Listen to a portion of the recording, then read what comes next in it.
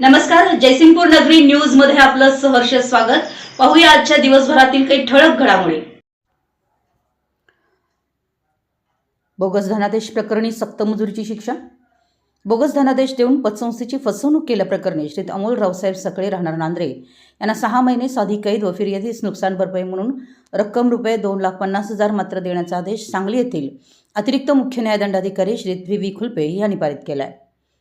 तसेच आरोपी यांच्या विरुद्ध भारतीय नागरिक सुरक्षा संहिता 458(2) प्रमाणे जेल वॉरंट काढण्याचाही आदेश दिला आहे। येथील कर्मवीर भाऊराव पाटील नागरी सहकारी पतसंस्था मर्यादित सांगलीच्या शाखा नांद्रे तालुका मिरजमधून श्री अमोल रावसाहेब सकळे यांनी कर्ज घेतलं होतं।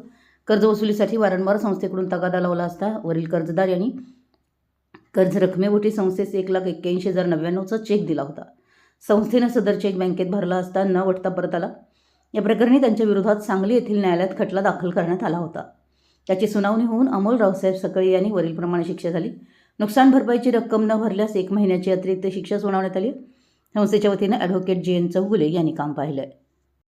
आमच्या जयसिंगपूर नगरी न्यूज चॅनलला लाईक करा, सबस्क्राइब करा आणि हो, स्क्रीनवर दिसत असलेला व्हॉट्सअप नंबर तुमच्या मोबाईलमध्ये ॲड करा। पाहत रहा जयसिंगपूर नगरी न्यूज चॅनल।